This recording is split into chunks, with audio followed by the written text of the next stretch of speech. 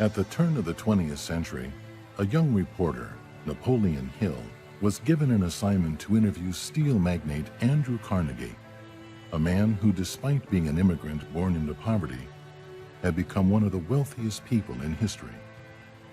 During the fabled encounter, Carnegie asked Hill if he would be willing to dedicate his life to unearthing and documenting the secrets of the most successful people to ever live, then to share this formula with the world, to give everyone the opportunity to fulfill their dreams and achieve anything they so desire.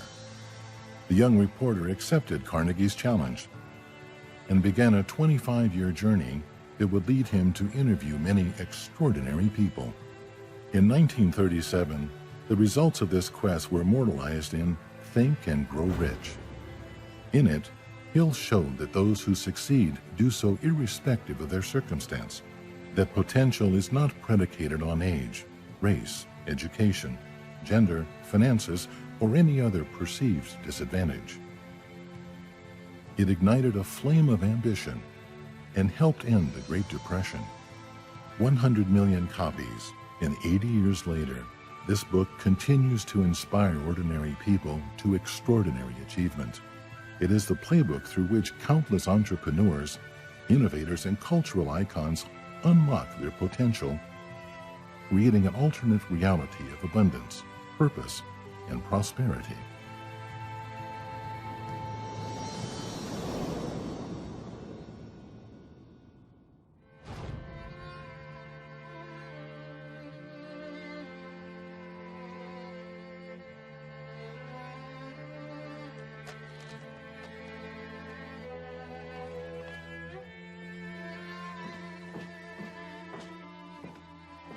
Thomas, why are you not in school?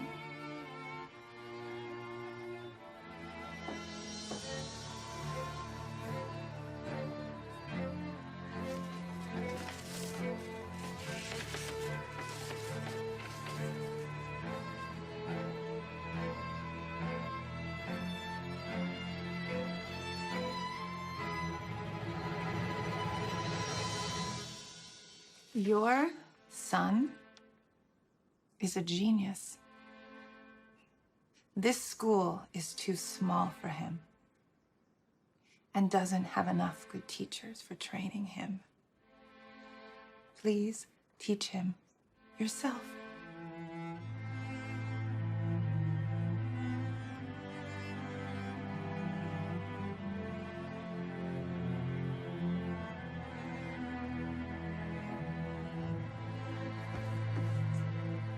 I'm gonna have you read to me today.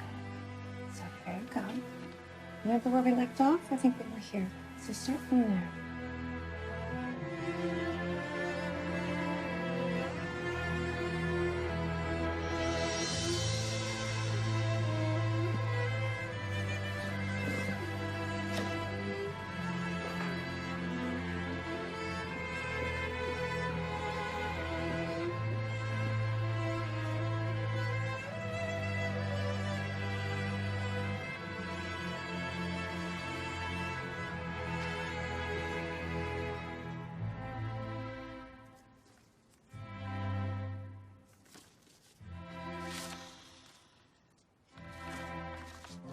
Miss Edison, your son is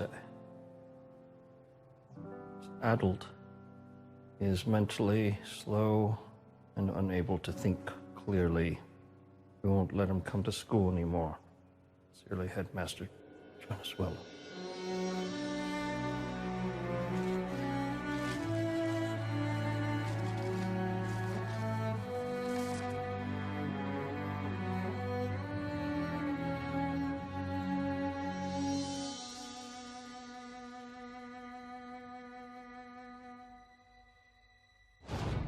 Every life has more than one potential reality. Every life. Could it really be true that the only difference between an ordinary life and the life of extraordinary fulfillment is the way we think.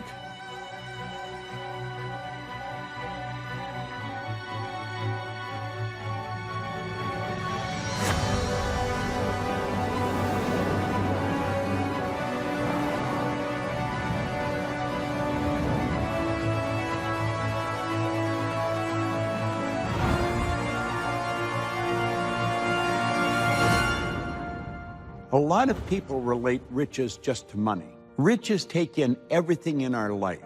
It takes in our health, our relationships, with ourselves, with other people, as well as our ability to earn money. Money by itself is just an idea. Life should be a rich experience. It should never be shallow. Most people live like minnows in the shallows. They got to get out into the deep, and that's what Hill's material is designed to do. The hardest thing to actually master is faith.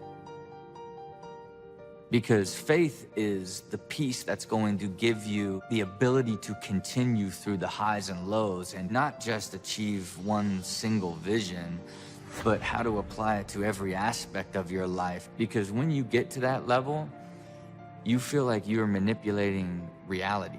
I don't think there was a point along the way of my career where I wasn't seeing myself in a movie of where I was going to be a year out, 2 years out, 3 years out, and I saw it like it existed. You have to not only picture it, but picture it in living color and in great detail. And then, of course, the book teaches you if you could imagine it, you can accomplish it. And I found that to be entirely true. If I could imagine it, I always got it. Think and Grow Rich is relevant because we are always going to have to rely, first and foremost, on our thoughts to be able to move anything in our world. So the concept itself is evergreen. It will last the ages. Timeless principles will be with us in 10,000 years. You've got to know them and you've got to practice them. It's that simple. Every one of us has inside of us, it's innate, it's in our DNA, the desire to do something big. One thing I tell people is once you stay with it, stay with it, stay with it long enough, when you break through and you finally make it, there's a release of this unbelievable power and new levels of power you break into just by staying with it. Every adversity carries a seed of a greater good. Because as a blind person myself, I realized, okay, I got me one big seed of adversity here, and I need to find a greater good, a compensating balance.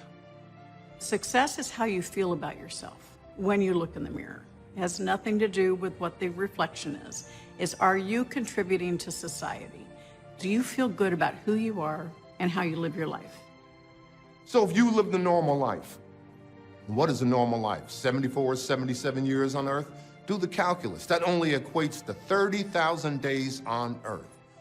Time is not running out, but your life is. You've been chosen, place your fingerprints on life, and make a difference right now. That's what it means to be wealthy. To me, Think and Grow Rich are 3 words. Think means the mind, and that you need to use the mind to propel you on the path towards success. Grow means that you need to nourish it and constantly seek the growth and improvement of your mind. So the growth and improvement of your mind is what ultimately delivers the payoff, which is you become rich. So to be rich, to me, means control. You're in control of your life. Being able to do the work that I want to do, the way that I want to do it, when I want to do it, and to the level of excellence that I want to do it at. Living life by my own accord. It's about having freedom. Freedom to choose where you want to be, who you want to be with, what you want to do for a living, how hard you want to work, who you want in your life, who you want out of your life. It's freedom. Freedom to have your life exactly like you dreamt it to be and actually make it happen. That's rich. Rich is not just synonymous with money. Rich is synonymous with living. Life is about an expression of spirit. How can I be more artfully expressing who I am fully in a joyous way and accepting life as it comes to me without precondition? The difference is night and day. Once you become successful, once you live a rich life, financially and every other way, you'll wonder, why didn't I do this sooner? This is not a closed club. You can have all you want anytime you want. And it's just a matter of changing your life by simply changing your mind. So the question is never can we, the question is will we? Your future hangs in the balance. One of my favorite stories from the whole of Think and Grow Rich is the story of Edwin C. Barnes. This is a guy that had absolutely nothing and was really in a desperate place. I love his story because he just saw one thing. Like, he had a vision for what he wanted, and he would not settle.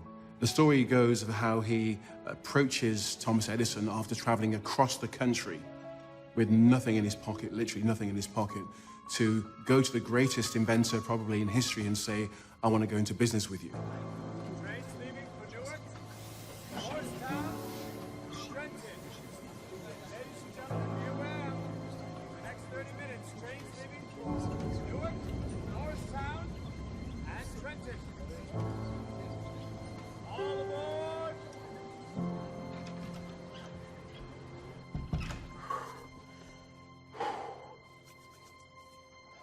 Mr. Edison.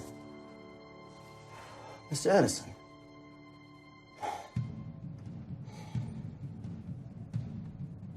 Mr. Edison, I'm Edwin C. Barnes, your new partner.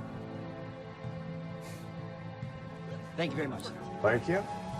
How do you do, sir? Yes, how much for a ticket to Orange, New Jersey? $16.40.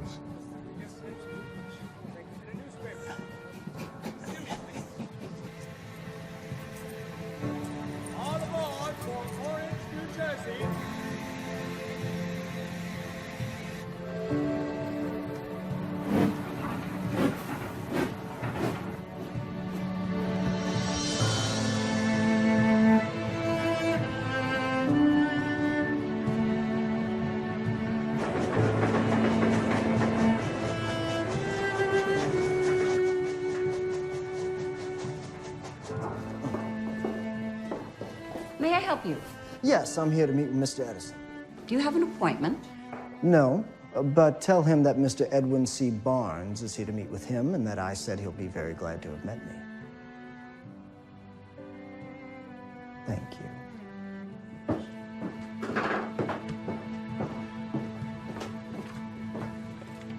No.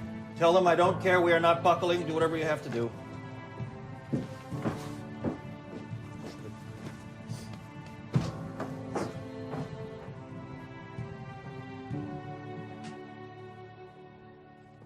So, you're the man I will be glad to have met, are you? Yes, Mr. Edwin C. Barnes. And what have you invented, Mr. Barnes?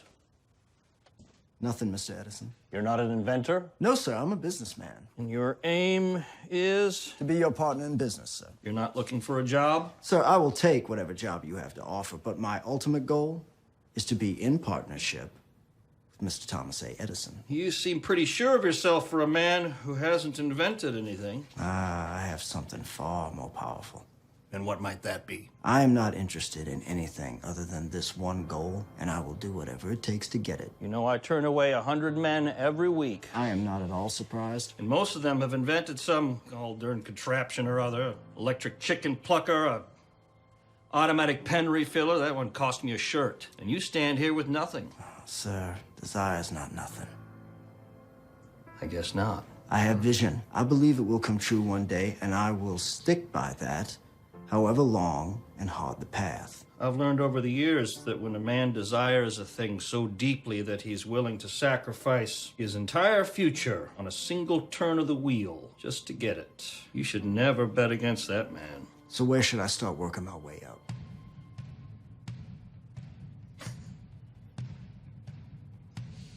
Tell Mr. Burroughs to start you in the stockroom. Thank you.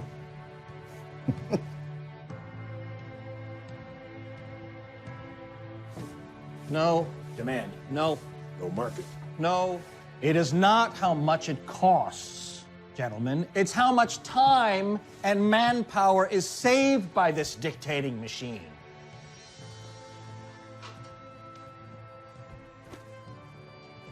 I don't think my region's gonna go for it, Mr. Edison. Your region is New York. Besides, it doesn't save manpower, it saves women's time. And secretaries are 10 cents a dance.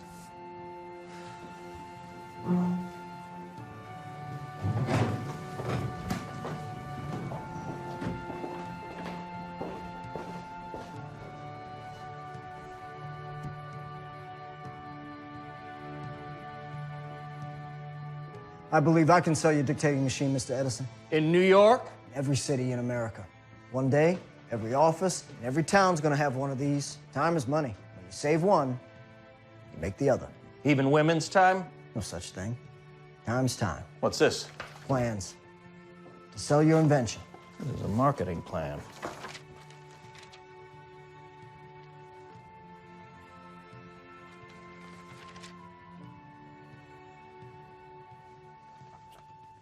Barnes, I'm giving you the job of head of sales of the Edison dictating machine. For the whole region? For the country. I'll have him draw up a contract. You won't regret it. And you won't be riding any more freight trains. As he had envisioned, Edwin C. Barnes became the business partner of Thomas Edison. Under the slogan "Built by Edison, installed by Barnes," their partnership lasted more than 30 years and made Edwin C. Barnes a very rich man. But more importantly, he proved the power of desire. Patience is such an important commodity to have. Like, most people don't have patience. And that's because they don't have faith. They don't believe that it's going to happen or happen soon enough. And we're in a culture where we want things right now. You gotta be careful with that because that'll destroy you. You end up dabbling and you end up giving up and you end up missing out on so many amazing things that life has to offer if you give up too soon. My eternal search is, how do I live a half-full life where every day I get up with energy? And the only way to ultimately do that is to calibrate all aspects of your life and create a life plan from love to business to security. You have to build that if you want to achieve that. And what I would consider true wealth is getting up every day and looking at the world half full. A few years ago, I was in my office. It was around 9:30 in the evening. And I was shuffling bits of paper and wondering, who am I going to go and see for a bit of business to earn some fees to pay those bills? And the office security guard came in the building to lock up. And he just said to me, time to lock up. And I said, just give me 10 more minutes, 10 more minutes. And then he walked away and I just stood up and went to the filing cabinet and looked at a few files. Who could I call for a bit of business? And he came back again and I said, well, just give me 2 more minutes. And then in that moment, he asked me a question, and this one question changed the whole of my life. He said to me, what time do you get in this morning? I just said, well, 8 o'clock, and then he walked away. But as I stood there by the filing cabinet, I realized, well, I've been up since 6, on the road at 7, in the office at 8 o'clock. It's now 10 in the evening almost. By the time I get home, it's going to be something like 10:45 at night. And I'd done that, not just today, but last week and the week before. In fact, for months, in fact, for years I've been doing that. And being absent from my family, working all these hours, getting absolutely nowhere. And in that moment, I remember standing by the filing cabinet and I grabbed the filing drawer and I just slammed it. And I said, I've had enough of this. In that moment, I had an idea. And the idea came through me. The idea said to me, what you need to do to achieve your goals is you have to set daily standards and live by those standards. Set standards from who you are, authentically from yourself, and be that person, just one day at a time. What I did next was I created a sheet that had all my new standards in, you know, how I would take my kids to school in the morning and pick them up from school 3 nights a week, and no more working weekends. That's another rule, another standard. No more evening appointments for clients. And any clients that I have from this point onwards, they'd have to come and see me in the office from anywhere in the country.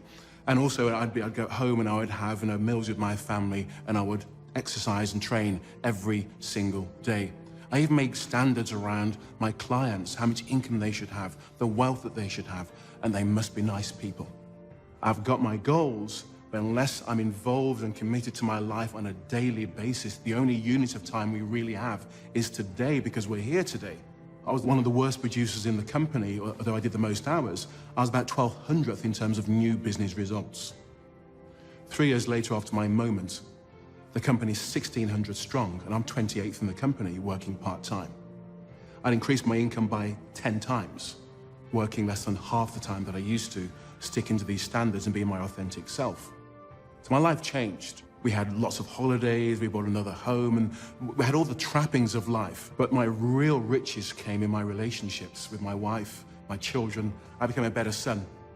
I became a better brother, a better friend to all those around me, and I grew rich in relationships and in love. Well, I've been rich and I've been poor. Rich is a lot better, but rich means I don't have to change my time for someone else's money. I can do anything I want because I think it's good and pure and powerful and honorable and significant. I get to do what I want to do. So whether it's feeding people in Haiti or sending 500 kids to college or creating a nice lifestyle for myself and those people I care about, being rich is living life the way you feel you should be and having the wherewithal to do it. The Henry Ford story totally blew me away, and I was able to read it and immediately act on it. I was great at certain things in my business, which I knew what they were, imagination. I was great at marketing. I was great at recruiting, all the outside things, but I wasn't any good at all at reading numbers or understanding finance. When I read that Henry Ford story, I immediately went out and I hired Esther Kaplan, my opposite as my business partner. She could do financial statements, get the money from the bank, create the systems, do personnel management, all this stuff that I wasn't good at, she was great at. And if not for that story, I don't think I would have seen the light that you can always hire the attributes in the next guy that you don't have yourself and build an empire on their know-how versus your know-how. And that made me really, not only smarter, but set me free.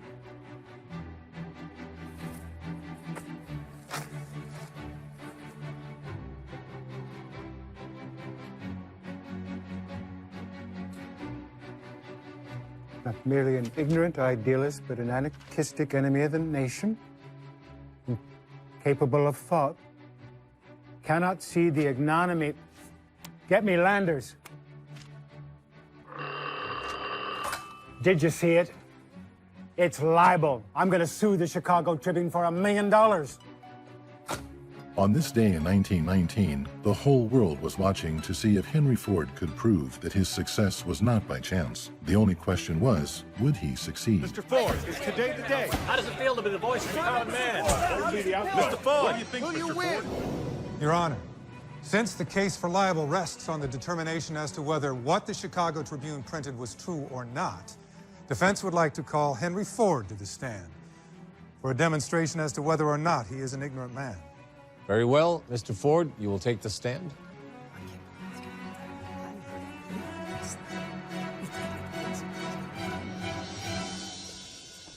You solemnly swear to tell the truth, the whole truth, and nothing but the truth? I do. Mr. Ford, I'm going to ask you a few simple questions to determine whether or not you're an ignorant man. How much schooling do you have? I went to grammar school to the age of 16 when I quit to become a mechanic in a machine shop. That turned out to be a considerably more useful education for the work I would become famous for. Can you tell me how many soldiers the British sent to America to put down the rebellion of 1776? Well, I don't know the exact amount, but I heard it was considerably larger than ever went back.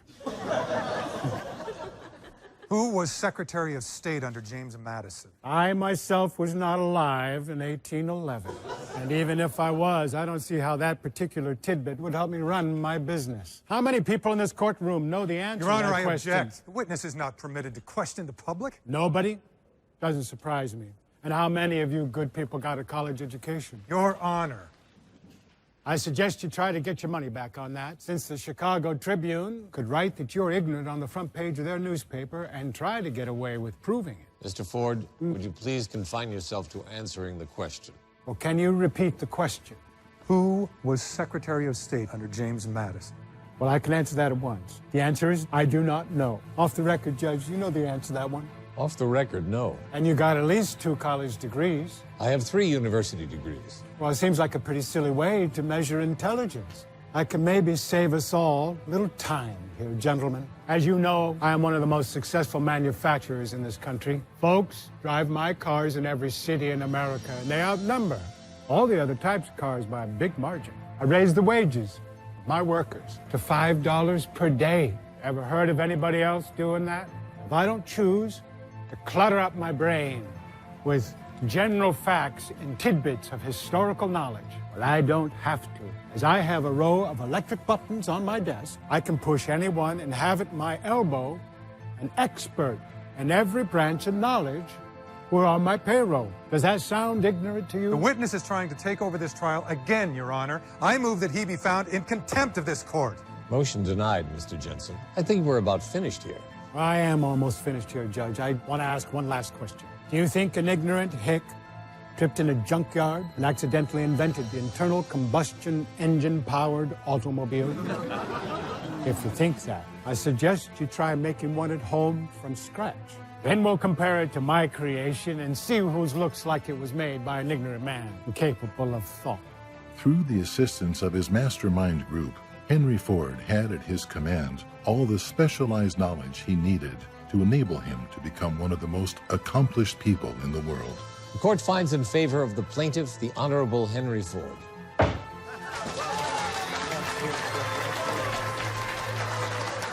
I drive one of your automobiles myself, Mr. Ford. Damn fine piece of machinery.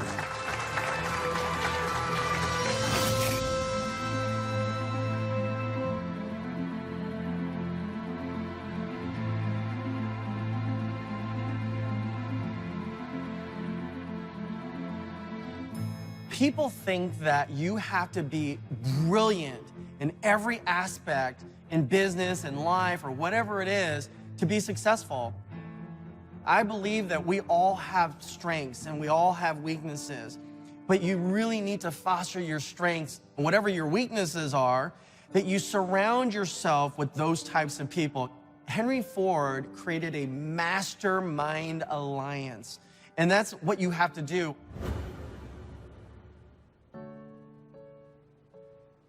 Everything we see in the world that was created by man was first created in his mind. It's like Van Gogh said, I dream my painting, and then I paint my dream. We have to understand that whatever Rembrandt or Van Gogh used, we have available to us. This book changed my life.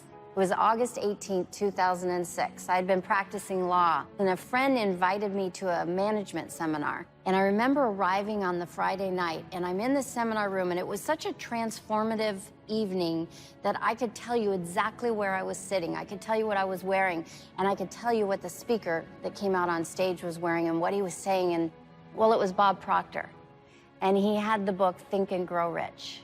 And he was talking about the lessons he had learned. At that time, I guess it was about over 45 years. He's now been studying the book for 55 years.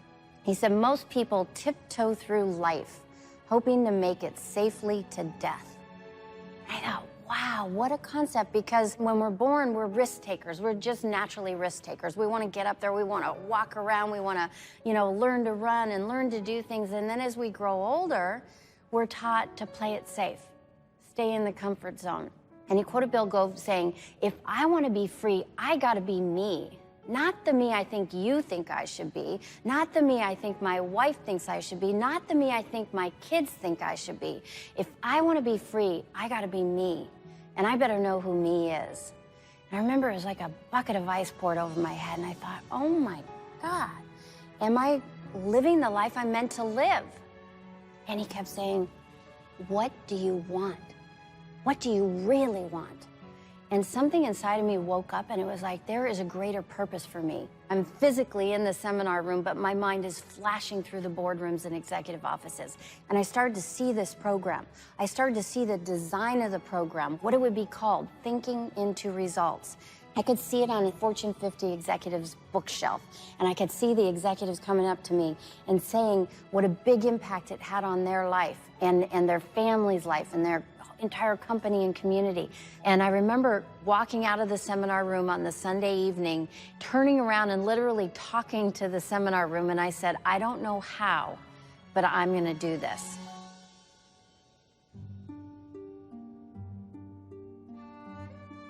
Babe Ruth, everybody knows he had the record for the most home runs, but he also did well in the strikeouts. One time he was asked by a sports reporter, said, Babe, what do you think about when that pitcher strikes it out? He said, I'm starting to feel sorry for the next one I face because it's time for another home run. So he didn't concentrate on the strikeouts because often he'd strike out several times in one game. But he also, a lot of games, he hit a home run with somebody on base and won the ball game. So only the success is what counts. But we can lose focus by counting on where we didn't succeed and not enjoy and progress on what's been successful for us. When I first saw the book Think and Grow Rich, it reminded me when I told my mom at 16, I'm gonna get rich. The mentality that really makes the difference is action. It's not intelligence, it's not connections, it is action. I've never thought I was limited to this, the cranium, or 5'8", or a body. He was really confronting the spiritual being, not the physical body. Thought is not a physical thing, it's out here, right? I've just been lucky enough since the age of 25 to be interested in my personal development and getting rid of limited thinking so I could have and create and move toward abundance and prosperity and freedom, real freedom. You're free if you create freedom for yourself. And that first starts with the ability to think freely.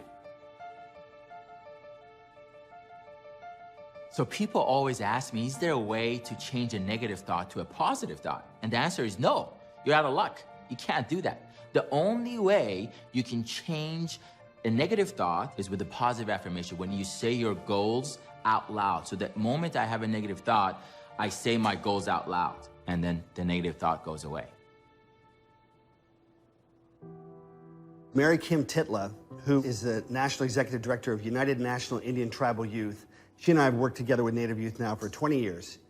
And a few years ago, she said, would you come and speak to my son Bear's 8th grade football team? Because they're getting killed, they're getting demoralized. They lost 48-0 yesterday, they lost 38-0 last week, 28-10 the week before, it keeps getting worse. I said, sure, and I drove down, it's about an hour and a half. It's literally the land of Geronimo. That's where he's from. And I simply said to them, you know, you're in 8th grade, but I'm gonna tell you something that will help you the rest of your lives that is just as important and just as true for you as it is for NFL players, which is the only thing you have to do right now is to use all of your focus and bring all of your passion. It may sound simple.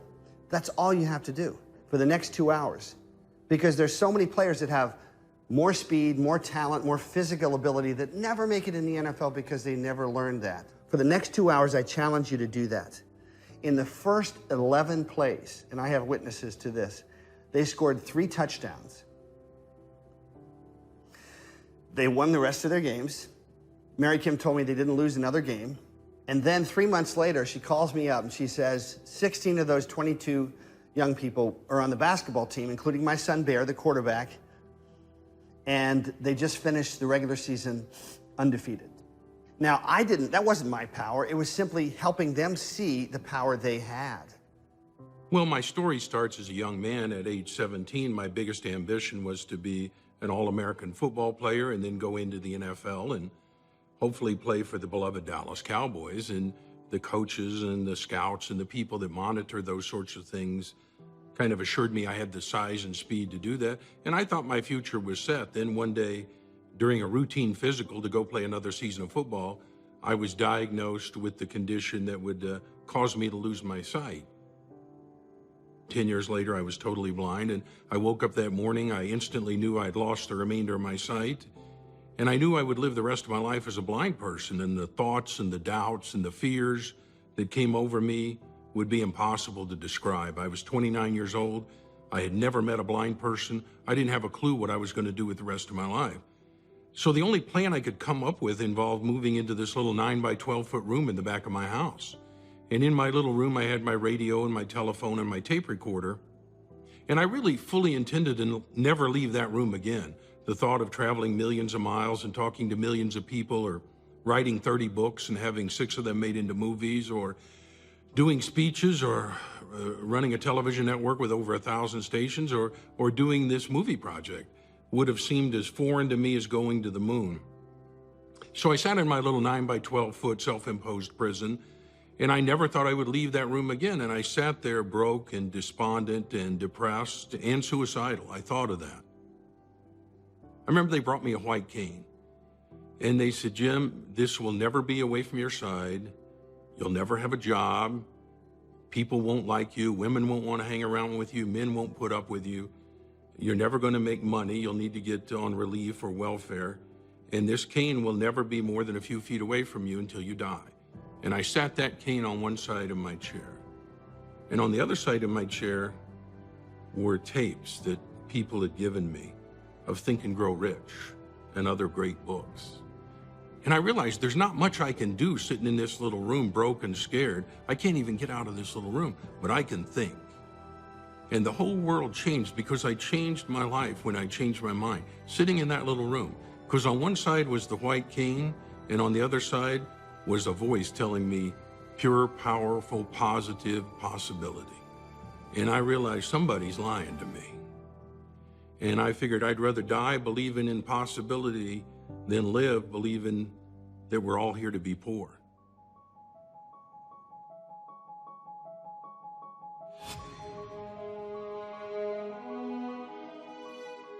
Well, some people don't believe in the law of attraction, but I've proven it, I've seen it scientifically, and therefore it exists.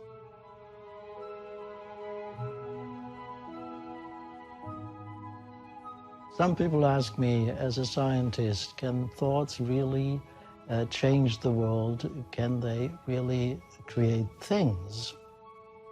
Yes, of course, thoughts can really impact reality. As we have shown in our water research, you can even change your physical body. We have believed for a long time that water is able to store information. Then we came across a method which is a simple dark field microscope. And with this dark field microscope, we take photographs from drops of water. The drops are placed on a glass plate. Then the water evaporates. You expect probably on this glass plate a random picture, but this isn't a random picture. The structure in this picture depends on the information which has been in the water. So basically it depends on what the water has experienced in the past. And then we impact thoughts, special thoughts. For example, please build a center, you drop. The experimenter influences the pictures we see.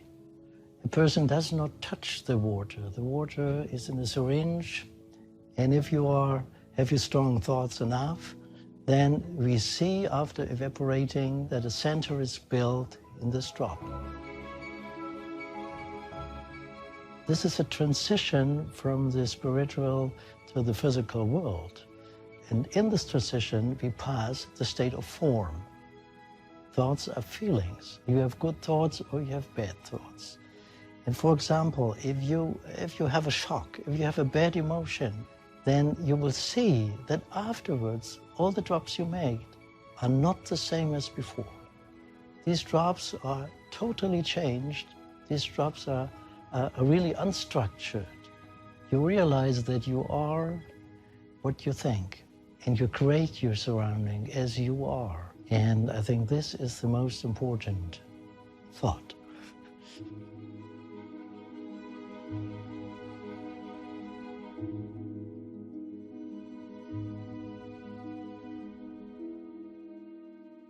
The power of thought can be so strong and have such an impact that you don't even realize what your thoughts might do to you or to others. It was sometime in the late 80s, I was living in La Jolla. It was during a very severe drought in California. I had heard on the radio that the reservoirs were so low that there was no drinking water for animals who would visit these reservoirs, and animals were dying, and I thought, well, this sounds like a good cause. So we thought we'd make t-shirts and bumper stickers, because back then you didn't have social media and other ways to promote things. It was very old school. And we wanted to have this name called Think Rain. So Think Rain was this idea we had, and we were going to use it to create awareness about raising money and also maybe even get people to think about the necessity to conserve water. I called up Sacramento from Southern California and I said, how long does it take to get a statewide trademark?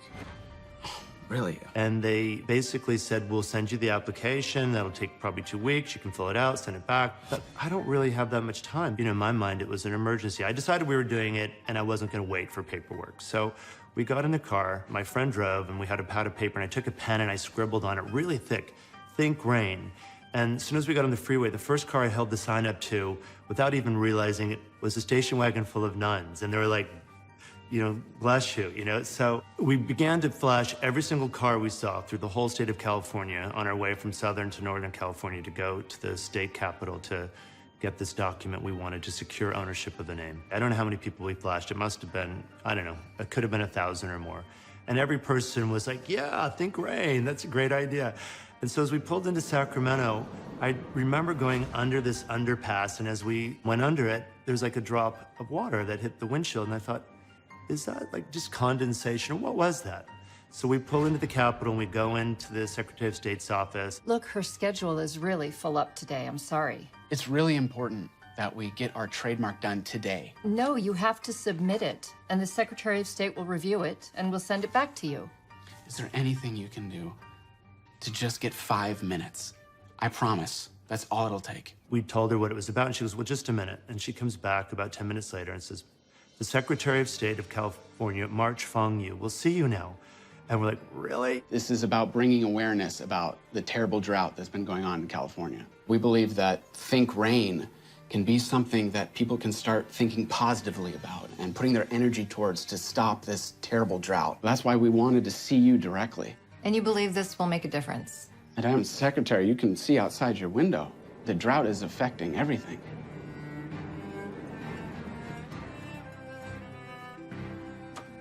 Emma, can you bring the stamp in, please?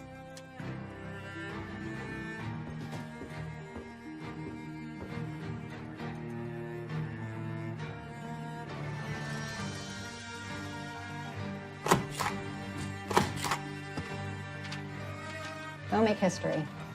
Wow, thank you so much. Thanks. My pleasure. And we left and we got in the car and we started driving home. And as we drove home, it began to rain. And it rained. And it rained. And that drought was over. We never made a single bumper sticker. We never made a single t-shirt because there was no reason to.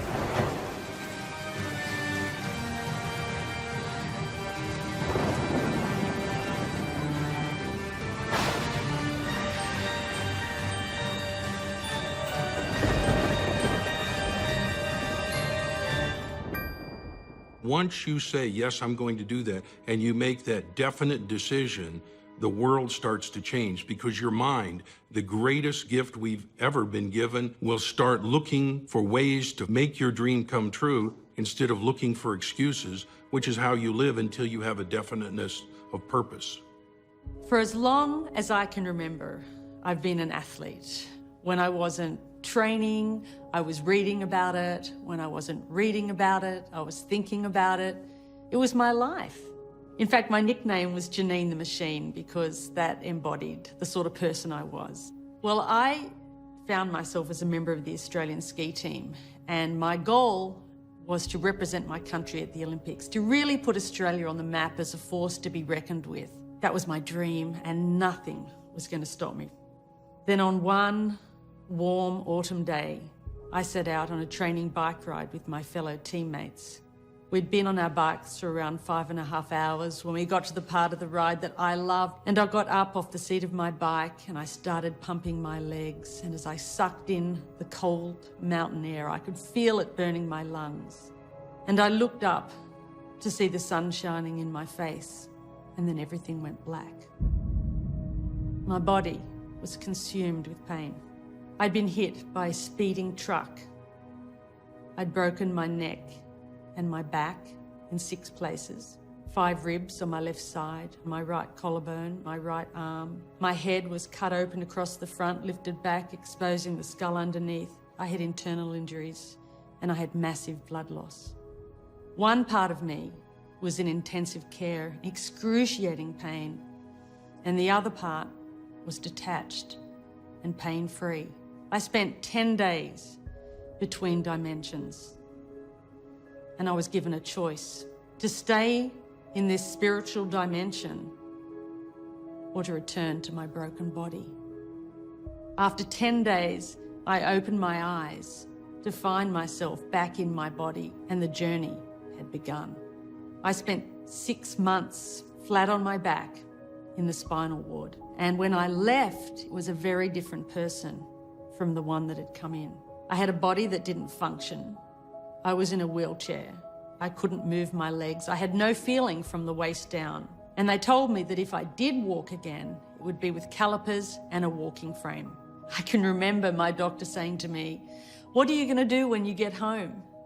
And I said, "I'm going to the Olympics." And she looked at me and said, in a matter-of-fact way, "Janine, you're never going to be able to do the things you did before." And that was my rock bottom. And the only way that I was going to move forward was to let go of the life that I thought I was supposed to have. And when I made that decision, my whole life changed. I realized that even with my broken body, Janine the machine was still alive. Sometime after that, I was sitting outside in my wheelchair in my plaster body cast, and an aeroplane flew overhead. And I looked up and I thought to myself, okay, if I can't walk, then maybe I can fly. That moment changed my life. In my plaster body cast and a pair of baggy overalls that my mother bought me, my friend and my mother drove me out to the local airport, and they lifted me into a light aircraft for the first time. Everybody thought I was crazy. And I remember sitting in the cockpit and wondering how on earth would I ever be able to do this? But I had a dream. And the instructor that was next to me took off and allowed me to fly that day with my hands. And I thought to myself, I can do this. I am going to learn how to fly. There was something burning so strongly inside me that nothing could stop me. A burning desire is an inner candle, an inner flame that can never be extinguished. And no matter what may go before you, come hell or high water, you are going to bet your existence on this burning desire. And if the cynics come, and the doubters come, and the negative, toxic people come, you will use their cynicism, you will use their doubt to propel you forward.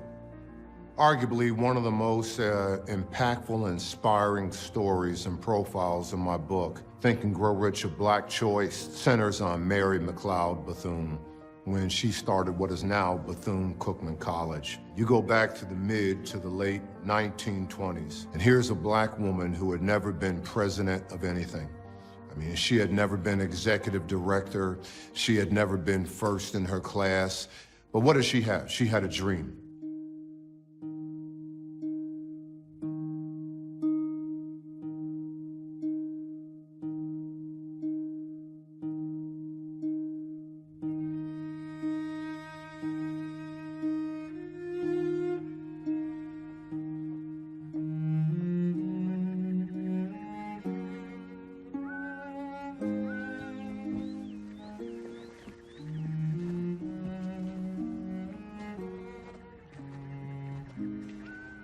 Hello. Are you here for school? Yes. What's your name? Mary McLeod. Can I help you carry them books? Those books. Those books.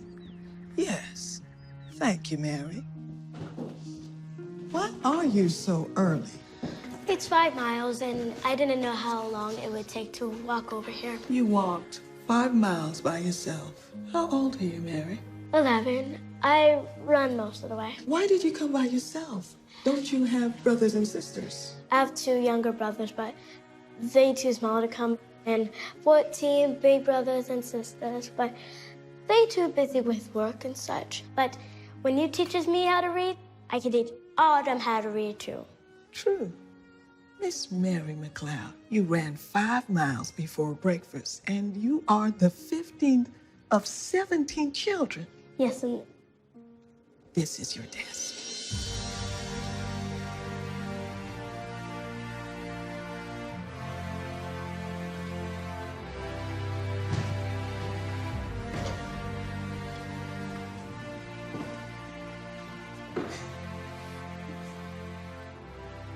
And this is your first book.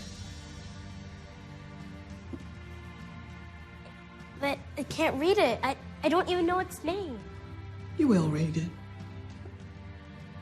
This is the best day ever. Better than birthdays and Christmas and all the other days. In 1904, with only 6 students and desks made of discarded milk crates, Mary Bethune started her own school for girls. In 1931, she became president of Bethune-Cookman College. Shortly after, she was invited to the White House by President Roosevelt and First Lady Eleanor. Right this way, Miss Bethune. What an honor to meet you. The honor is mine, Mrs. Roosevelt. You know, you were the president of a college when there was hardly a woman college president anywhere in the world. Well, when you start a little school and grow it up to be a college, no one could tell you no to being president. Your college is thriving now while others are failing, and I know why. It is our pledge to make a lasting contribution to all that is finest and best in America, to cherish and enrich her heritage of freedom by working to integrate all her people, regardless of race, creed, or national origin. I can't believe I'm sitting in the White House and the First Lady is quoting me to me. How was this fire born in you? Have you always had it?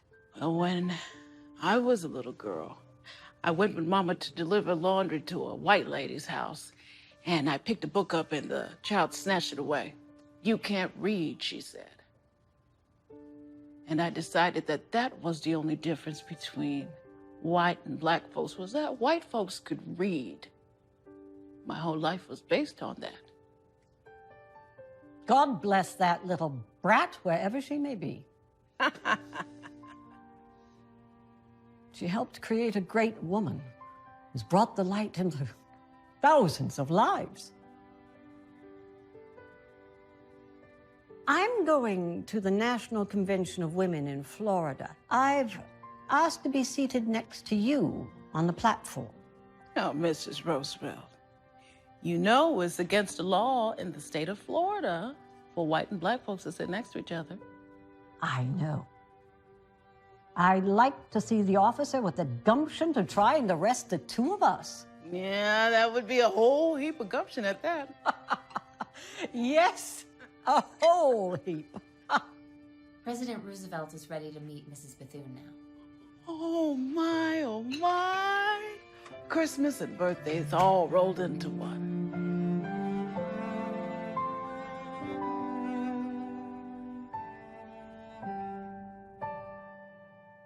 She started where she was, and she wasn't going to be deterred. Now, when you look at Bethune-Cookman College, they have close to 20,000 notable alumni across the country, and it all started because here is a woman who refused to let go of her dreams. One of the standout things that I notice about all these successful people that I've interviewed is that they are willing to master whatever industry or whatever craft they are going into. They don't dabble, they don't just do a little bit here, a little bit there. They have that one thing and they focus and they go all in. They're on a relentless pursuit to make their dreams happen. The toughest thing to understand is, what do you want to master? And the earlier you can decide that, the better off you will ever be, because that means you're only going to get better and better and better with time. So I look back on my journey and I received a lot of great advice. But the best advice that I would give would be, if you want to be, do. I love that piece of advice because it's simple, it's direct, it's to the point, and it's why I'm a success. I wanted to be a podcaster, so I had to do podcasting. If you want to be a writer, you have to write. If you want to be in music, you have to sing. I mean, it's just that simple, and people try to complicate things. They try to put all these barriers and struggles in front of them that shouldn't really exist. The reality is, if you want to be something, just wake up and do that thing. Put in those 10,000 hours. Now that I've interviewed over 1,400 entrepreneurs, I'm getting pretty close to my 10,000 hours. But if I look back at hour 10, I was really, really bad. If I look back at hour 100, I was okay. If I look back at hour 1,000, I was getting good. And that's the process. So if you want to be X, do X. It's really that simple of a process. Dreams are the spark plugs of the spirit. Imagination enables you to really think, imagine, decide on what you'd like to do with your life. You know, Napoleon Hill said that everything begins as a piece of energy. Everything around you right now, in your life, you've created. So change what's up here, and you'll change what's out there in the world. If you want to inspire the world, follow your dreams. If you don't want to inspire people, don't follow your dreams. It's so valuable and important to chase those dreams. Whether you actually achieve them or not is irrelevant. It's the pursuit of you going after what you were born to do is what inspires other people. And it inspires yourself more than anything else in that pursuit. Most people look at what success can give them, and that's what they obsess over, rather than obsessing over what it would actually take to get the success. And I think that's probably the clearest line between those that actually achieve it and those that don't. Probably the biggest obstacle that any individual has to overcome is mindset. You know, the words, the pictures, and images going through our mind at any given time. There are two people that we find over the course of our life. Number one, the individual who sees exactly what he or she wants. And number two, the individual who only sees the obstacle that blocks him or her from getting what they want.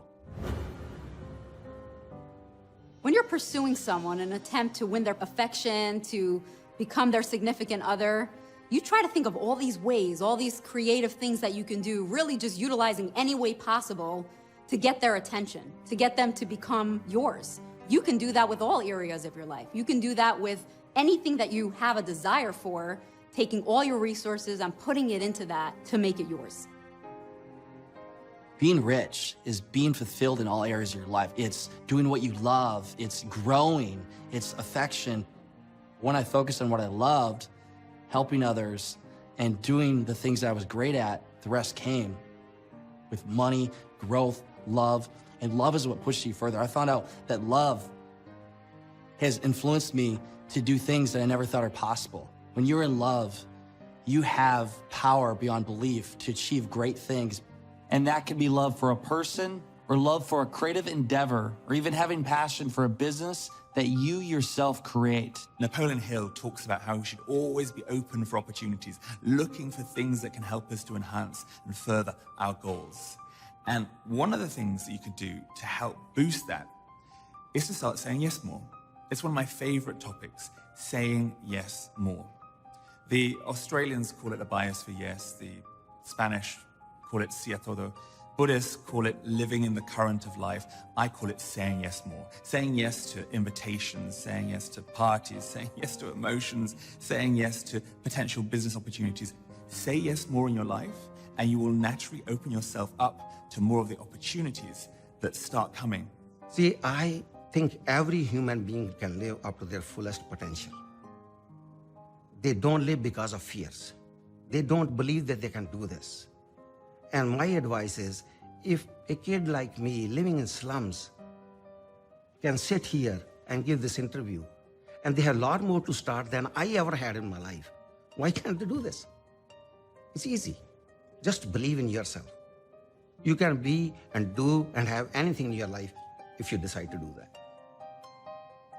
The one piece of advice that I share with everyone to change their life, over 10 years of research of physics, metaphysics, quantum physics, of all types of tremendous experience, the easiest way to change your life is to say thank you or think thank you before you go to bed, and to say or think thank you when you wake up. Now, you need to do it 30 straight days so it becomes a part of your subconscious and your unconscious, but that attitude of gratitude will attract everything you desire. It'll change your entire perspective and your entire reality. Each and every one of us are where we are today because of the choices we've made before today. And if we want something different, if we want to truly be rich, we may need to make a few different choices from today going forward. You cannot change anything in your life unless you change the way you think about life. If you want to change what you're doing in 5 years, you have to change what you're doing now. And any change requires action, and any action requires thinking. So you have to assess yourself and decide what you're going to do and what direction you're going to go. And then you can take those thoughts and change them into action, and will eventually allow you to change your life.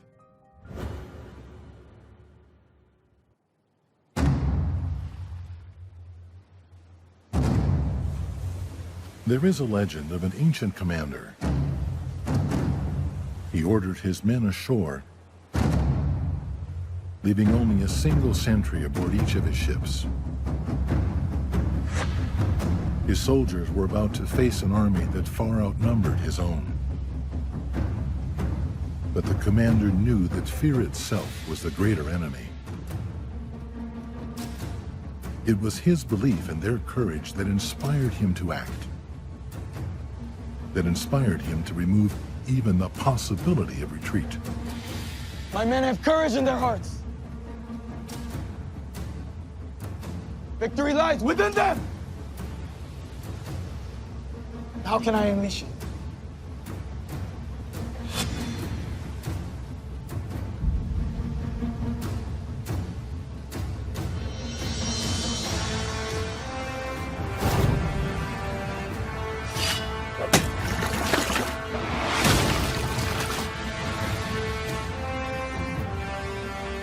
Burn the ships! Burn them all!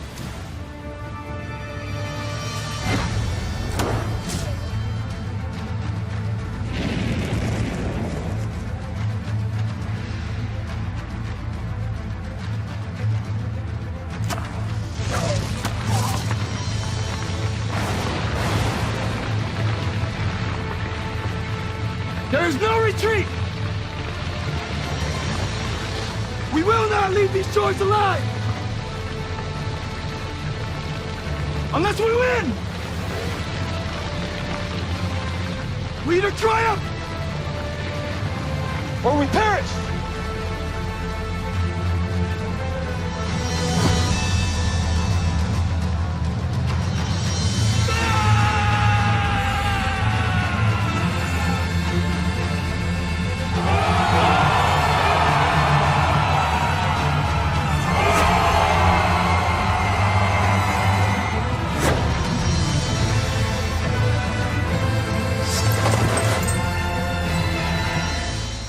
And when they did, each person who wins in any undertaking must be willing to burn their ships and remove any chance of retreat. This is essential to succeed. When you read this book, Think and Grow Rich, it really hits you hard when you think about the story of burning the ships. There is no other option. There's no backup plan for this. It's either do or die. And that's exactly what my parents did. Imagine coming to a foreign country, you don't even speak the language, and then you come to this country with a suitcase with a few pairs of clothes, and then you land right here somewhere in Los Angeles, California. Most people don't even understand the sacrifice. They leave everything behind, and we would sit there and ask our parents why they work so hard, why they work 2, 3 jobs. They're always on call. You know, they had pagers, and some of the millennial this day and age don't even know what pagers are. Now, I remember my mother always saying to me that we did not come to this country to screw up this opportunity. When I first started in business, I needed money. I couldn't help other people until I could help myself first, right? I mean, I had to make sure that I put food on the table, that I had a roof over my head, that I actually had a vehicle that would be able to take me from point A to B. And even that was a big deal because I had a car. I had a 1967 Volkswagen Bug, you know, and oftentimes I was just can you just get me to point B? And I would be sweating going from point A to point B because my car didn't even have an air conditioner in it. And even to roll down the window, it took two hands to do it. I mean, literally, I put one hand on the window. One would go on the little, the handle to roll down the window, and I would roll down the window like this, because if I just did this, that window went slamming into the door panel, and it would take two hands, people on both sides of the window trying to push it back up. And so I wanted a nice car, you know, and you see all these people that have nice cars, and I always wanted to know, what is it like to have a nice car? Maybe Think and Grow Rich means to buy the nice cars. Well, I got the nice cars, and then I thought, well, maybe Think and Grow Rich means to have a beautiful home. And so I went and got a nice house. And it's a beautiful home, and my family's there. I've got so many people that I know that have a lot of money, but they're not that happy. And then I've got a lot of people that they don't have a lot of money, and they're also unhappy. So what does it take? Is money gonna make people happy? I mean, money can certainly make people, make their lives somewhat easier, but I'm not quite sure if it'll make people happy. And so thinking and growing rich, I think what it means at the end of the day is to be happy, in every aspect of your life. I was 46, thinking I'm made for life, and the universe said, no, you're not. We're going to make you start again. When I was quite wealthy, I'd been successful, and I got mixed up in a shopping centre development that went terribly wrong.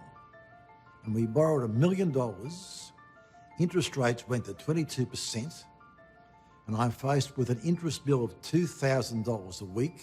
I got no money, I've got 3 young kids, I got a house mortgage, and I was facing bankruptcy.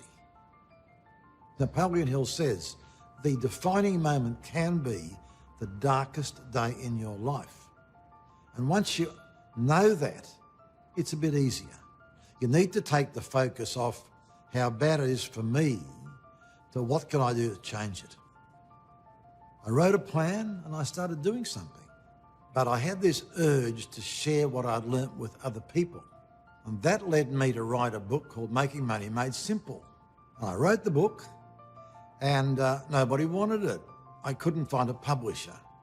But I kept going, and eventually I found a little publisher who said he would publish it if I bore the risk. So I did that, and that book became the biggest bestseller in Australia's history. For me, it was faith that pulled me through. It is not a book that you read once. You literally have to use it as a tool and read it every single year for the rest of your life, because you have to master the principles, not just know what they are. Because if they don't all holistically work together, you actually won't achieve anything. You'll be spinning your wheels in different principles and not fully understand what it actually means to achieve that sixth sense. Because when you get to that level, you really believe that you are creating your entire existence, because you have mastered all of the steps that allow you to not just achieve one single vision, but how to apply it to every aspect of your life to create a reality, and I would say very few people ever get to that stage or fully even understand that that's even possible. There's no secret to success. If there is a secret to success, it's just that. There is no secret. When it comes to wealth, when it comes to prosperity, when it comes to abundance, it has nothing to do with race. It has nothing to do with gender, who your parents are, your level of education. But it has everything to do with the desire, and it has everything to do with faith, and it has everything to do with right mental attitude. Anything the mind can conceive and believe it can achieve. I have people continually coming up and saying, I just have a difficult time believing I can do this or that or whatever. When I set a new goal, I have difficulty believing I can do it. You come to believe. You don't start out with belief. I don't start out with belief. When I set a goal, I don't believe I can do it. Intellectually, I know I can do it. But in my heart, no. So you know what I do? I just keep repeating it. I keep repeating it over and over and over again. I turn it into a song. If I wasn't persistent in my goals of wanting to become an African-American quarterback, I probably would have quit somewhere along the way. African Americans weren't really thought of as quarterbacks, as leaders, as faces of franchises, as guys who could think and make decisions. And everywhere along the way where people told me I couldn't, I just had to prove that I could. I got to a level in college where I was the Pac-8 Player of the Year. I was the most valuable player in the Rose Bowl, a game that I had always dreamed of playing in as a young kid. And then I felt like I was going to get my opportunity to maybe play in the National Football League, which was my dream. But I was constantly told throughout the process of the draft that I was going to be changed and my position was going to be either a wide receiver or a defensive back. So that's where I had to make a huge decision in my life. What am I going to do? Am I going to take this NFL opportunity at a position that I didn't love, that I'd never played before? Or do I want to go and play in Canada, a country I've never been to, a style of play that I had never played before, but they were going to give me the chance to play quarterback? I'm having a great career up there. You know, we're winning championships. I'm winning MVP awards. But in the back of my mind is, how good a player am I? Could I play with the best? So that's one of the things that motivated me to come back to the National Football League, was to see how I measured up against the best players in the world. And I answered a lot of those questions, and I answered a lot of that doubt by being able to come back and play at a high level. The status that I was able to achieve as an African-American man at that position gave motivation to a generation of young players that could look to me, look to some other guys that played during my era. I helped make a difference at a position where there was a lot of stereotypes, as I talked about, and racism in certain areas. And now that I've finished the game, one of my big motivations is to help others by using the status that I've achieved and using the platform that I've been able to gain by doing that.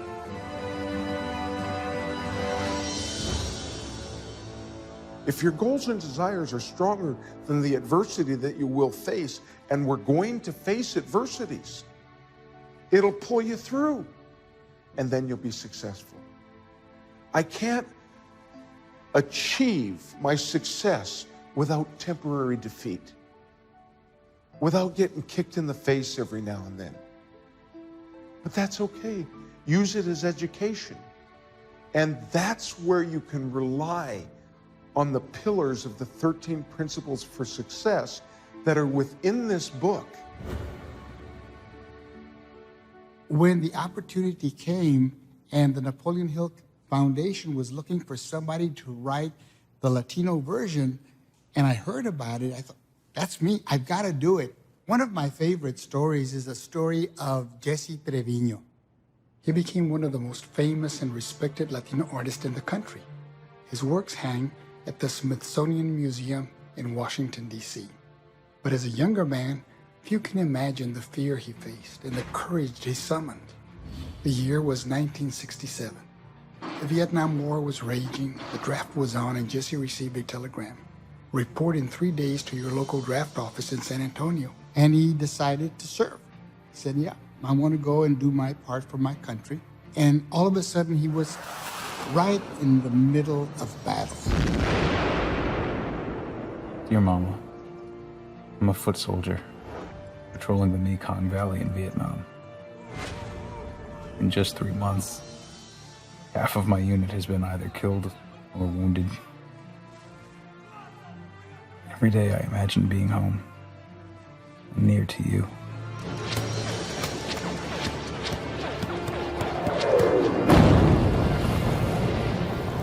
So much pain in a place that is so beautiful.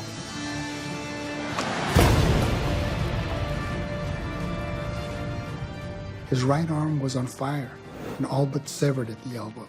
The main artery in his leg was cut. He couldn't move. He was bleeding to death. Private First Class Jesse Trevino survived, thanks to the quick action of his buddies, who dragged him to a helicopter and flew him to a MASH field hospital. They patched him up and saved his life. He almost lost his leg. He had shrapnel all over his body. But he did lose his right hand. Now he was an artist, and his painting hand was gone. 2 years passed. His wounds were healing, but his heart grew deep with despair. He agonized over the idea of what he could paint, or if he could. Then one day a thought, like a spark of light out of the darkness. If I learned to paint all over again, With my left hand, I'll paint the things that I love the most. My family and my neighborhood. He took classes with beginning artists. He painted murals of the horrors of war. He even got his master's degree. Then he made the biggest discovery of all. The talent and knowledge needed to paint was in his mind, in his heart, not in his hand. And it had been there all along. With his left hand, he became one of the most successful artists in the United States and in the world. Today, as he talks about that experience, he feels that if that had not happened to him, he would not have been able to be the artist that he became, because it gave him a stronger determination. He said, I am going to do it no matter what.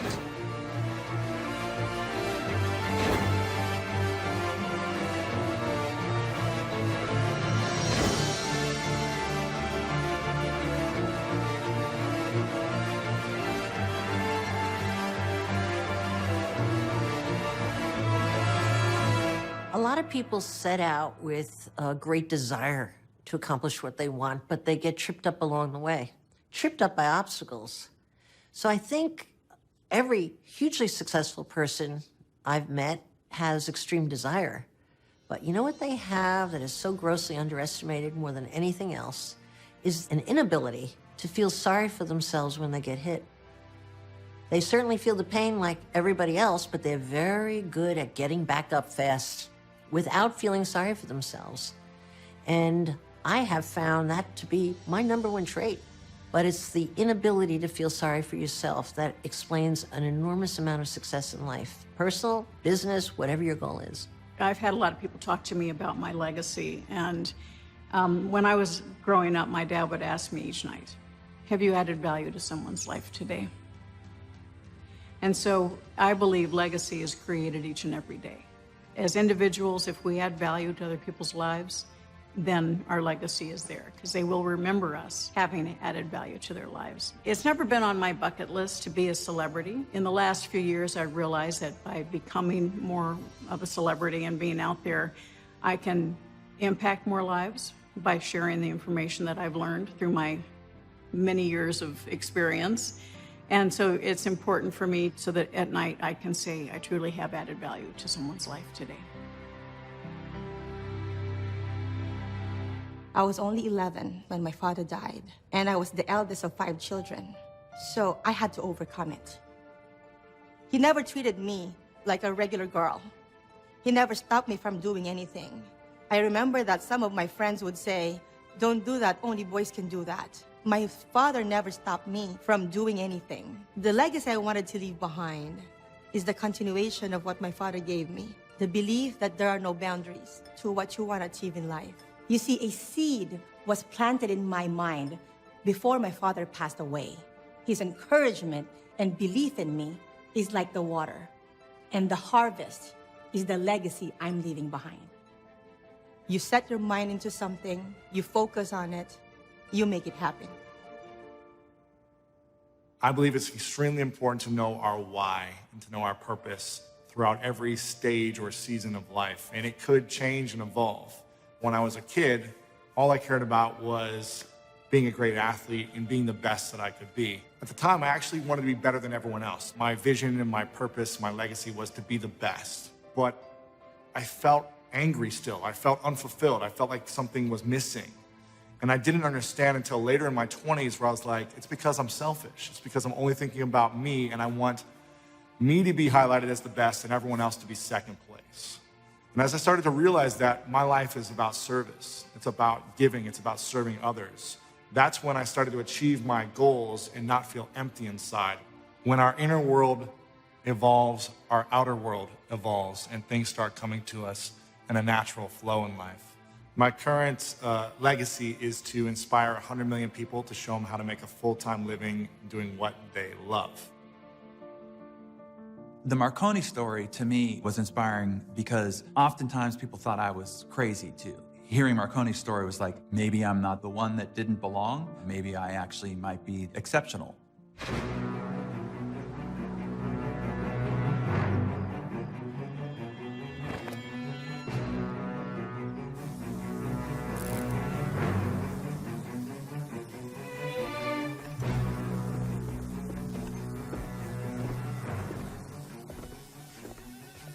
Mr. Marconi?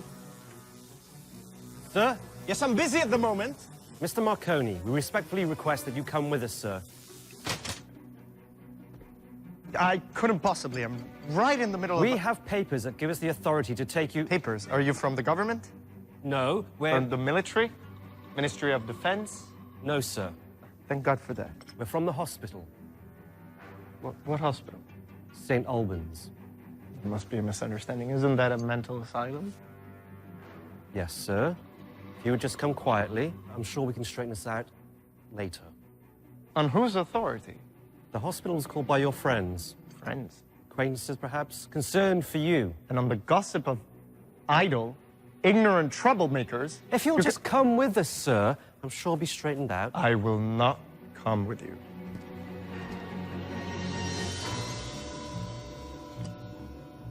This is insane. As you say, sir. We have a straitjacket in the carriage, but we don't want to be forced to use it. It's for your own good, sir. I'm sure.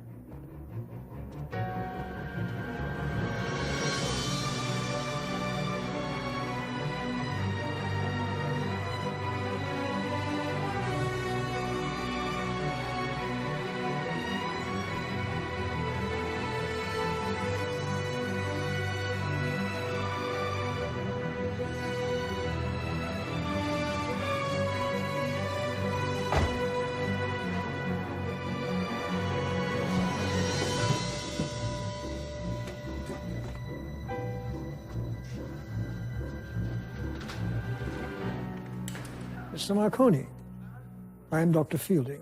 Finally, an intelligent person, hopefully. Do you know why you are here? I assumed I said too much at a dinner party after a glass or two of champagne, talked about things people don't understand. Your friends are concerned about you, and I must say, so am I. Friends? You claim to be able to send and receive human voices through the air. Yes. Well, you obviously don't realize it, but this is the textbook definition of schizophrenia. I don't hear disembodied voices in my head. Good.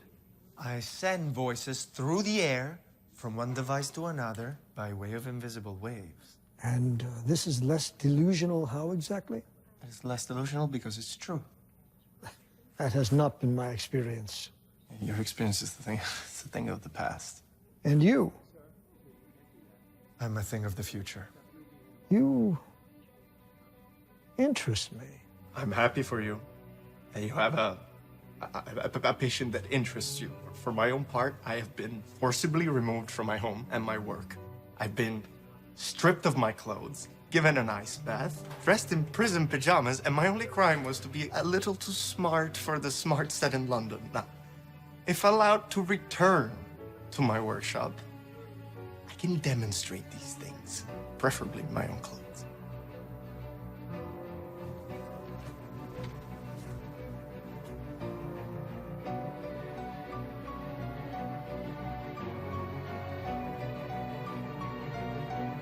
Come with me.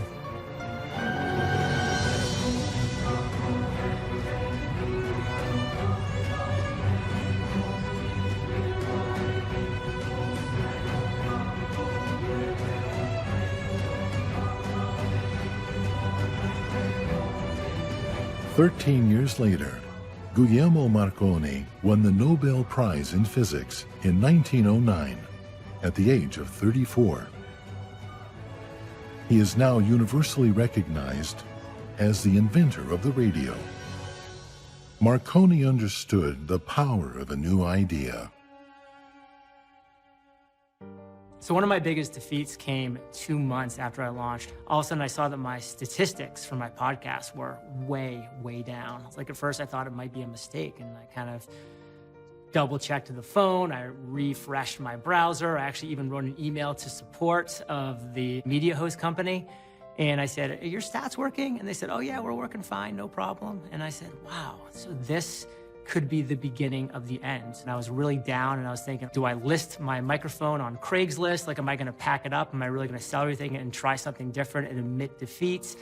Fired up my computer and saw an email from a listener. And he started off by introducing himself as a military veteran. So I had that connection with him right away because we both served in Iraq. And he was telling me about his struggles coming back and about the struggles he had with PTSD. And then he went on to say how that morning he was particularly down in the dumps. He had recently broken up with his girlfriend and he just really felt by himself, like nobody cared.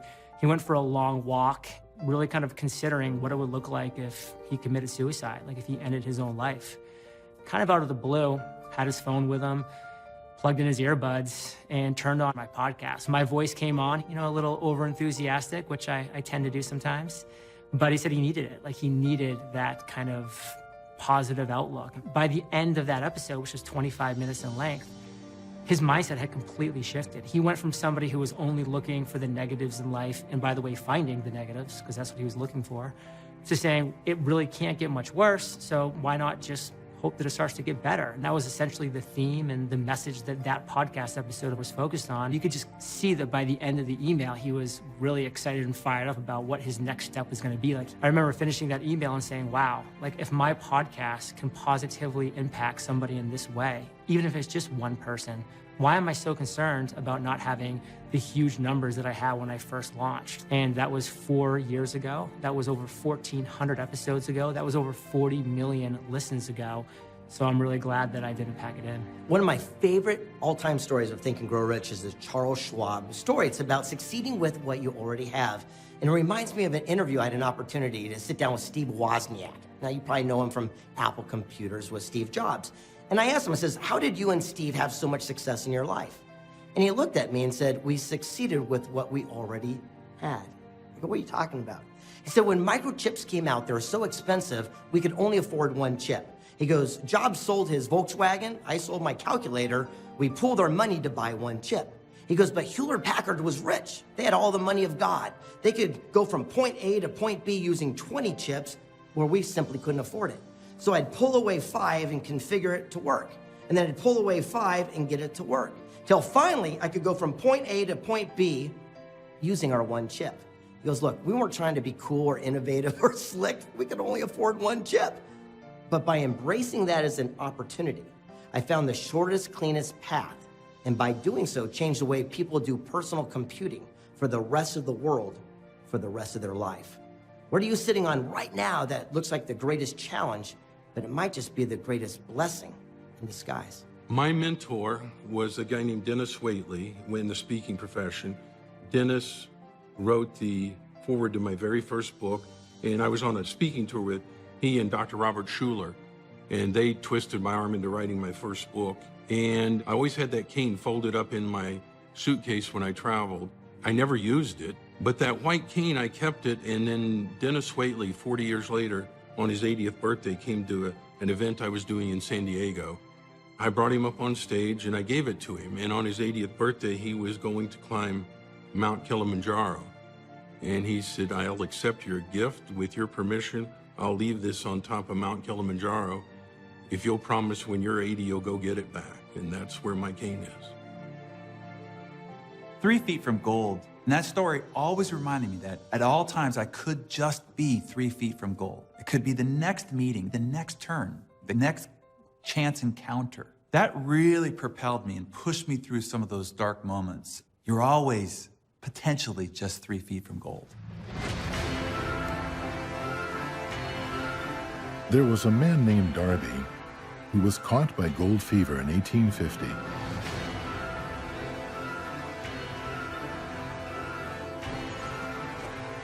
He staked a claim and went to work.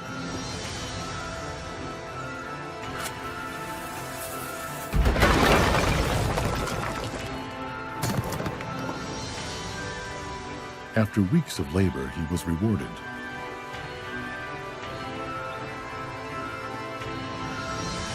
There's a lot more where this one came from. Now, we just need the right equipment to get it out the ground. Now, everybody who puts in will get an equal share out. Everybody. The first ore was shipped to a smelter. The return showed promise that they had one of the richest mines in Colorado. A few more cars of that ore would clear the debts. Then would come the big killing and profits. Down went the pickaxes. Up went the hopes of Darby and his investors. Then something happened. The vein of gold ore disappeared. They persevered, desperately trying to pick up the vein again, but to no avail.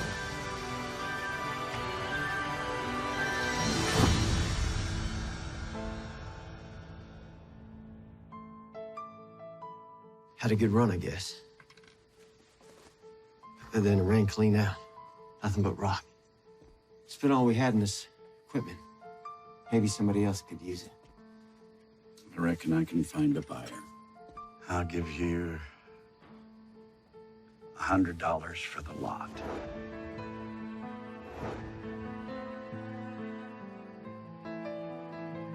Okay.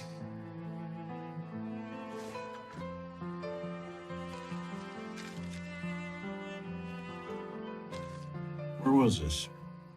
Get your mind out. This particular junk man had an eye for opportunity. He called in a geologist to do a little calculating. By my reckoning, this mine failed because that fella Darby was not familiar with fault lines. When the earth shifts, the vein can jut over a few feet. A few. 3, maybe 4, 5 feet at the most.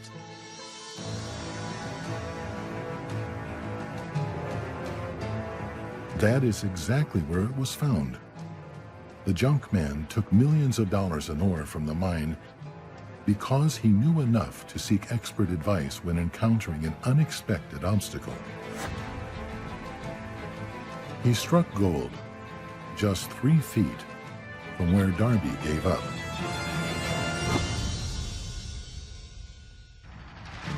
When Darby heard about the riches he might have earned had he not quit, he made the most powerful decision of his life. He promised himself to never quit again in his new line of work. As an insurance provider, he became one of a small group of fewer than 50 people who sold more than $1 million in life insurance annually. He recouped his losses and paid all his family and neighbors back the money they had invested. He also discovered that desire itself can be transmuted into gold.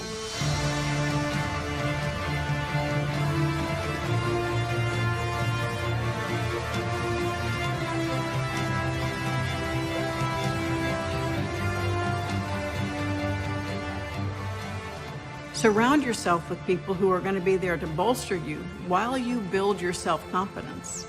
Have people on your team who are strong where you are weak. Have people on your team who want to support you, have been where you want to go, mentors that will open the door for you. That power of association is so strong. Everyone's still searching for that sense of power. And the first and most powerful way, literally, to do that is help someone else. And Napoleon Hill's vision is that happiness is absolutely created, not through riches, even though it's in the title, and it's confused a lot of people. The richness is in giving happiness to other people, giving that sense of power to them that they can influence others. And by influencing others, simply by making them feel valuable, important, unique. Now they've reaffirmed their own purpose, and now they realize their power was always there in the first place. You are the defiant human spirit. And when you connect with that, you defy the things that hold you back from being all that you can be. The biggest dream you ever had in your life is alive and well, and we all have those big dreams, goals, passions, callings, things we want to do in this life. And sometimes we haven't thought about them in 5 or 10 or 15 or 20 years, and the only thing you have to do to activate it is sit right where you're sitting right now and say, yes, I'm going to do that. I don't know how to do it, when to do it, where to do it, who to do it with, but once you say, yes, I'm going to do that, and you make that definite decision, the world starts to change. You've been born an original, don't die a copy. There's nobody else like you. There's only one person that walks like you, has your handprints. Nobody has eyes like you. Don't be a discount version of yourself. As you dig into Napoleon Hill's work, what you're really digging into is who you are. And who you are is so big. I have studied it every day for 55 years, and I think I'm just scratching the surface. Do yourself a favor. and really begin to think. That is Napoleon Hill's legacy. That is your opportunity.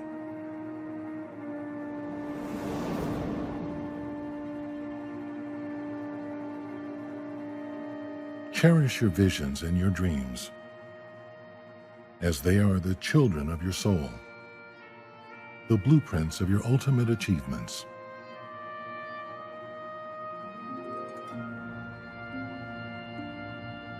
Create a definite plan for carrying out your desire, and begin at once, whether you are ready or not,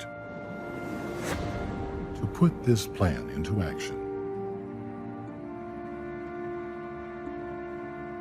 Every adversity, every failure, every heartache carries with it the seed of an equal or greater benefit. Do not wait. The time will never be just right. Start where you stand and work with whatever tools you may have, and better tools will be found as you go along.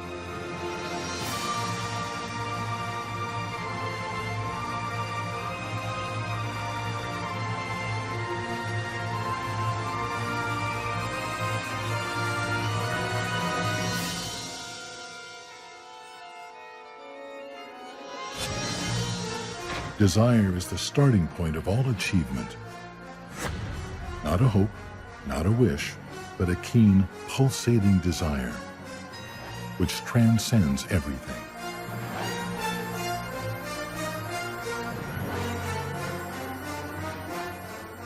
The oak sleeps in the acorn.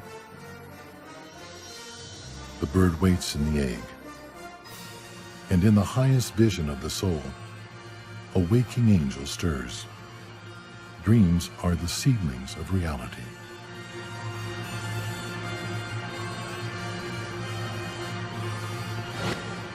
Through some strange and powerful principle of mental chemistry, which she has never divulged, nature wraps up in the impulse of strong desire that something which recognizes no such word as impossible and accepts no such reality as failure.